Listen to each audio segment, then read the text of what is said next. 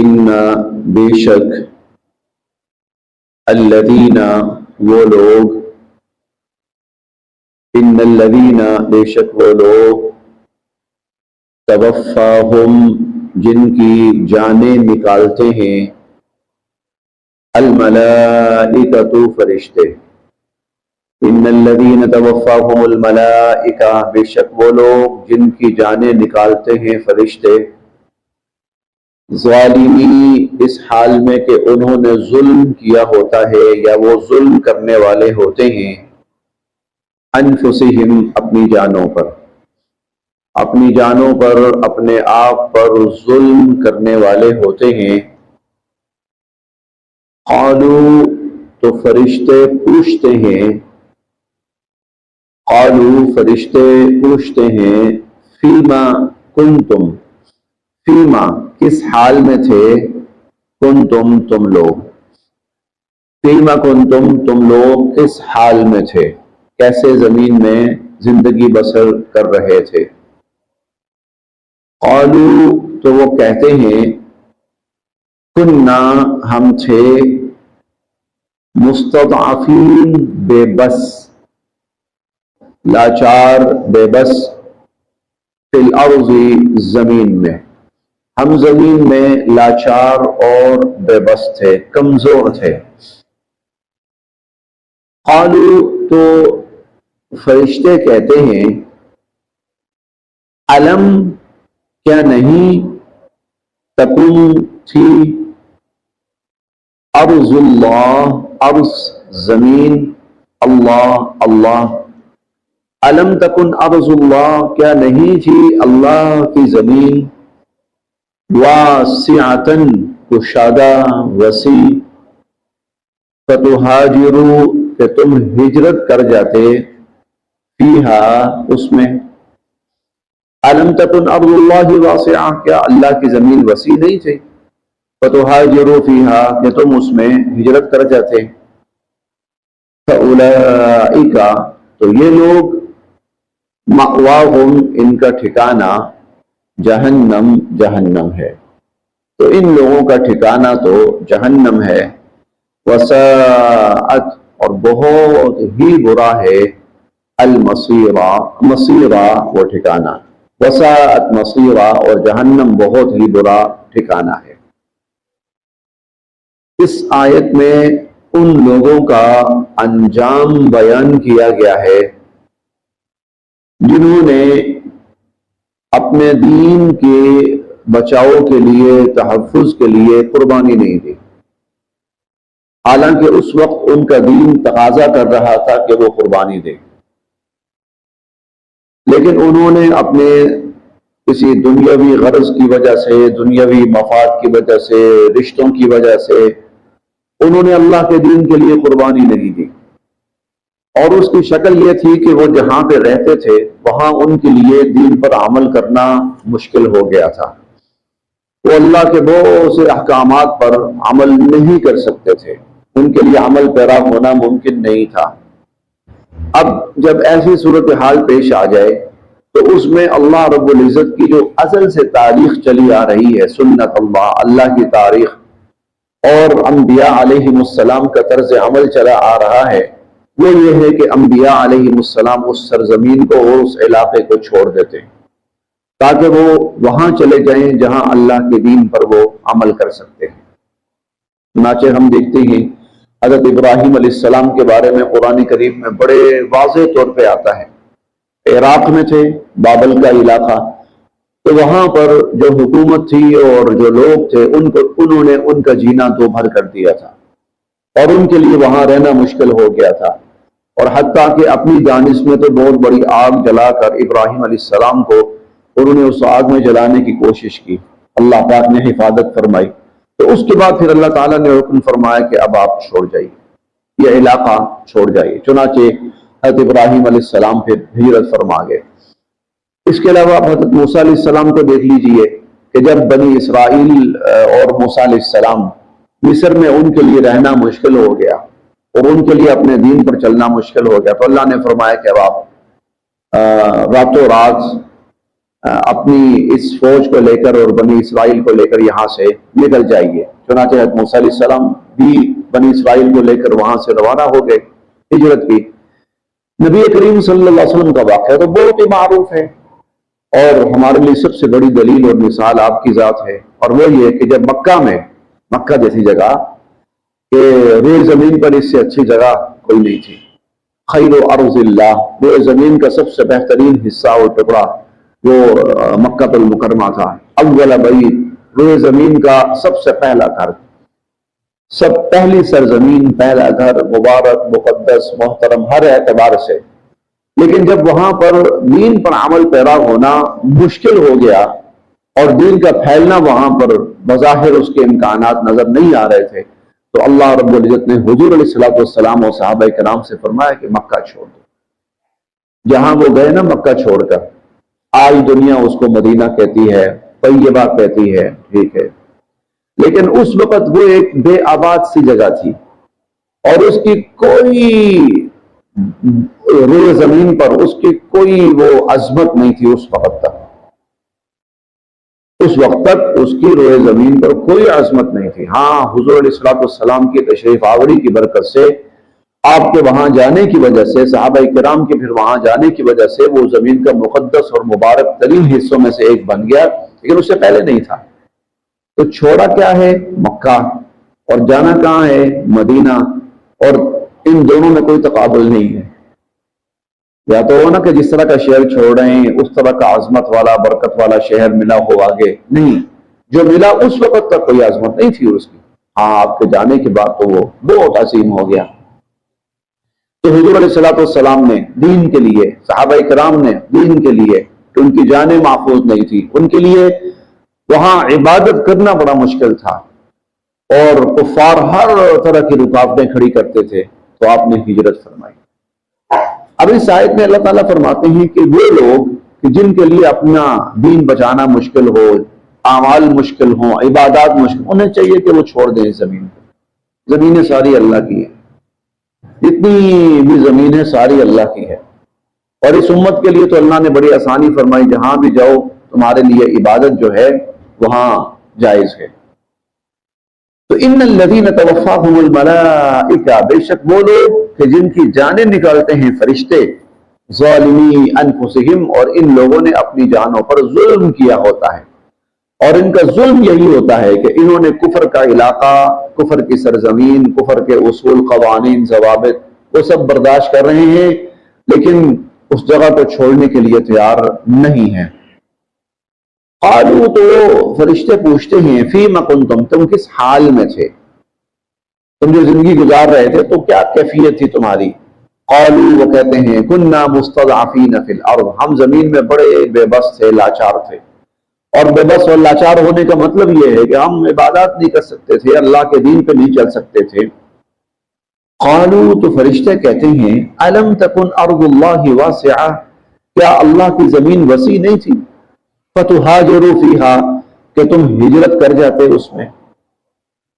فاولئک مأواہم جہنم، ان لوگوں کا ٹھکانہ جہنم ہے۔ وساءت مصیرا، اور جہنم تو بہت ہی بری جگہ ہے۔ الا المستضعفین، الا سوائے، المستضعفین جو واقعی بے بس ہوں، لاچار ہوں، من الرجال مردوں میں سے، والنساء اور عورتوں میں سے، والولدان اور بچوں میں سے۔ الا المستضعفین، ہاں واقعتاً اگر بے بس ہیں، لاچار ہیں، مرد ہیں، عورتیں ہیں، بچے ہیں، لا یستطیعون، نہیں کر سکتے وہ، حیلتاً کوئی تدبیر، ان کے پاس وہاں سے نکلنے کی کوئی صورت ہی نہیں ہے، کوئی تدبیر ہی نہیں ہے، ولا، اور نہ ہی، یہتدون، وہ جانتے ہیں، سبیلا، راستہ، اور نہ ہی وہ راستہ جانتے ہیں۔ ایسے لوگ اگر ہجرت نہیں بھی کر پاتے تو پھر ان کے لیے اللہ کی طرف سے وہ سزا نہیں ہے جو پچھلی آیت میں بیان ہوئی، یہ اس سزا سے محفوظ رہیں گے، ان کا عذر اللہ کے ہاں واقعتاً قابل قبول ہوگا۔ فاولئک، یہ لوگ عسى اللہ یقیناً کہ اللہ ان یعفو درگزر فرمائیں گے عنہم ان سے، یقیناً اللہ پاک ان سے درگزر فرمائیں گے، وکانا اور ہیں اللہ عفواً درگزر فرمانے والے، غفورا بخشنے والے۔ ہاں اللہ تعالیٰ درگزر فرمانے والے ہیں، بخشنے والے ہیں۔ ومن اور جو یہاجر ہجرت کرتا ہے فی سبیل اللہ اللہ کی راہ میں، جو اللہ کی راہ میں ہجرت کرتا ہے، یجد تو وہ پاتا ہے فی الارض زمین میں، مراغمن جگہ، کثیرا بہت، وسع اور مالی وسعت، اور مالی وسعت۔ یجد فی الارض مراغمن کثیرا وسعا، وہ زمین بھی بڑی پاتا ہے اور مالی وسعت بھی بہت پاتا ہے۔ انسان جو ہجرت سے بچتا ہے نا، اس کی دو بڑی وجوہات ہوتی ہیں۔ ایک یہ ہے کہ میرا گھر بار زمین سب کچھ یہاں پر ہے، میں بڑا سیٹل ہوں یہاں، اور دوسرا یہ ہوتا ہے کہ میرا مال و دولت اور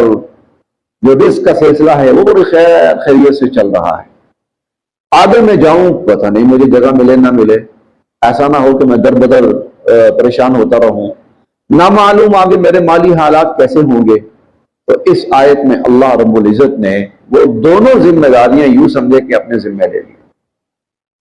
اگر اس سے یہ ہے کہ یہاں میرا گھر بار ہے، میں سیٹ ہوں، میرے بچے ہیں، سب ٹھیک ٹھاک ہم رہ رہے ہیں، تو جہاں جائے گا وہاں بھی اللہ اس کو جگہ دیں گے۔ پھر یہ ہے کہ میرے مالی معاملات بڑے اچھے احسن انداز میں چل رہے ہیں، کہیں اور جاؤں گا تو پتہ نہیں میرے کیا بنے گا، تو اللہ فرماتے ہیں کہ وہ بھی ہمارے سے ہے، تیری مالی ضرورتیں بھی ہم پوری کریں گے۔ اب ہجرت جب بھی ہوئی ہے نا، اس کے بدلے میں اللہ تعالیٰ نے لوگوں کو یہ دونوں چیزیں بڑی وافر مقدار میں فراوانی کے ساتھ اور کثرت سے دی ہیں۔ اگر نبی کریم صلی اللہ علیہ وسلم نے ہجرت فرمائی مکہ سے، اب دیکھیں مکہ سے جب آپ نے ہجرت فرمائی اور مدینہ تشریف لے گئے، آپ مکہ میں لوگ آپ کا احترام کرتے تھے، کوئی شک نہیں، لوگ آپ کی عظمت بجا لاتے تھے، کوئی شک نہیں، لوگ آپ کو بہت نیک سمجھتے تھے، کوئی شک نہیں۔ مخالفت ہوئی تو دین کی وجہ سے، باقی حضور کی عزت عظمت مقام یہ تو تھا۔ لیکن اگر آپ یہ کہیں نا کہ حضور علیہ الصلوۃ والسلام کی کوئی سیاسی حیثیت تھی کہ آپ مکہ کے حاکم تھے، مکہ کے فیصلے آپ کرتے تھے، ایسا کچھ نہیں تھا۔ وہاں بڑے بڑے کچھ اور لوگ کہلاتے تھے اس وقت کے اعتبار سے، بڑے، جس کو ہم ابو الحکم بھی کہتے ہیں، عمر بن ہشام، ابو جہل تھا، ابو سفیان تھا، یہ دو تو بہت بڑے نام تھے، یہ فوجوں کی کمانڈ بھی کرتے تھے اور جو سیاسی فیصلے بھی کرتے تھے۔ اور اس کے علاوہ ابو لہب کا ایک بہت بڑا نام تھا، اور ابو طالب کا ایک بہت بڑا نام تھا۔ حضور علیہ الصلوۃ والسلام عظمت، احترام، شرافت یہ سب تھا، لیکن آپ کو ایسا کوئی با اختیار عہدہ آپ کے پاس نہیں تھا مکہ میں۔ جب آپ مدینہ تشریف لے کر گئے ہیں تو آپ دیکھیں یکدم جاتے ہی حضور علیہ الصلوۃ والسلام کو مدینہ کی جو حکومت اقتدار وہ سب مل گیا۔ حکومت اقتدار ملنے کا مطلب یہ ہے کہ تمام وسائل پر اللہ رب العزت نے حضور علیہ الصلوۃ والسلام کو اختیار عطا فرما دیا۔ اب مدینہ کا جتنا معاشی نظام حضور کے ہاتھ میں آ گیا، مدینہ کا جتنا سیاسی نظام حضور کے ہاتھ میں آ گیا، مدینہ کا جتنا دفاعی نظام حضور کے ہاتھ میں آ گیا۔ پہنچتے ہی مکہ سے جاتے ہی مدینہ پہنچتے ہی حضور علیہ الصلوۃ والسلام کو اللہ رب العزت نے یہ سب کچھ عطا فرما دیا۔ پھر اس کے بعد جب فتوحات شروع ہوئی ہیں اور پھر اس کے بعد صحابہ کرام نے وہاں اپنے پاؤں جمائے ہیں اور مارکیٹیں بنی ہیں اور زراعت اور کھیتی باڑی اور مختلف فنون کے اندر صحابہ نے کام کیا ہے، تو اس کے بعد تو پھر ایسی فراوانی ہوئی اور ایسی کثرت ہوئی کہ ایک وقت آیا کہ یوں جھولیاں بھر کے نہ سونا تقسیم ہوا صحابہ میں۔ جھولیاں بھر کے، یہ محاورہ نہیں، افسانہ نہیں، جھولیاں بھر کر واقعتاً صحابہ کے اندر سونا تقسیم ہوا۔ تو وَمَن يُهَاجِرْ فِي سَبِيلِ اللَّهِ، جو اللہ کی راہ میں ہجرت کرے گا، يَجِدْ فِي الْأَرْضِ مُرَاغَمًا كَثِيرًا وَسَعًا، وہ زمین کے اندر جگہ بھی بڑی پائے گا اور وہ زمین کے اندر مالی وسعت بھی بہت پائے گا۔ وَمَن يَخْرُجْ، اب یہ تو ہوا ظاہری اور دنیاوی فائدہ، یہ ظاہری اور دنیاوی فائدہ ہے اس کا۔ وَمَن يَخْرُجْ، اور جو نکلے، مِن بَيْتِهِ، اپنے گھر سے، مہاجرن، ہجرت کرتا ہوا، الی اللہ، اللہ کی طرف، ورسولہ، اور اس کے رسول صلی اللہ علیہ وسلم کی طرف، جو ہجرت کر کے اللہ اور اس کے رسول کی طرف ہجرت کرتا ہوا نکلا، ثم، پھر، یدرکہ، اسے آ پہنچی، الموت، موت، راستے میں اسے موت آ پہنچی، فقد، تو یقیناً، وقع، مقرر ہو چکا، اجرہ، اس کا اجر، علی اللہ، اللہ کے ہاں، اللہ کے ہاں اس کا اجر مقرر ہو چکا اور محفوظ ہو چکا۔ مقرر اور محفوظ ہونے کا مطلب یہ ہے، اس نے عمل شروع کیا لیکن عمل مکمل نہیں ہوا، یہ نکلا اور راستے میں اس کو موت آ گئی، ہجرت مکمل نہیں ہوئی، لیکن اللہ فرماتے ہیں کیونکہ یہ نیت کر کے نکلا ہے، اس لیے اس کی نیت کے اوپر اس کو اللہ پاک پوری ہجرت کا ثواب عطا فرمائیں گے۔ اور یہ جو ہے صرف ہجرت کے ساتھ موقوف نہیں ہے، بلکہ کوئی بھی عمل انسان شروع کرے اور عمل مکمل ہونے سے پہلے ہی موت آ جائے، اللہ پاک اس کو اس پورے عمل کا اجر عطا فرماتے ہیں۔ تو جب حج کے لیے نکلا، بھلے سے گھر سے نکلا اور ابھی ایئرپورٹ پہنچا ہے، ابھی جہاز میں بھی نہیں بیٹھا، لیکن یہ ہے کہ اس کا آخری وقت آ گیا، وہ اللہ کو پیارا ہو گیا، اللہ اس کو پورے حج کا ثواب عطا فرمائے، پورے حج کا اللہ پاک اس کو ثواب عطا فرمائیں گے۔ عمرہ کرنے نکلا، ایک شخص نماز کے لیے نکلا ہے، راستے میں اس کو موت آ گئی ہے، نماز نہیں پڑھی اس نے، لیکن وہ نماز کے لیے ارادہ کر کے نکلا ہے، اللہ پاک اس کو پوری نماز کا ثواب عطا فرمائیں گے۔ وَمَن يَخْرُجْ مِن بَيْتِهِ، اور جو نکلا اپنے گھر سے، مہاجرن، ہجرت کرتا ہوا، الی اللہ، اللہ کی طرف، ورسولہ، اور اس کے رسول صلی اللہ علیہ وسلم کی طرف،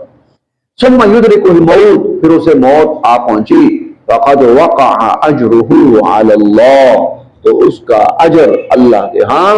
ثابت ہو چکا، محفوظ ہو چکا، مقرر ہو چکا۔ وکان اللہ غفورا رحیما، اور اللہ تعالیٰ تو بہت بخشنے والے ہیں، رحم فرمانے والے۔ بس جی ہاں۔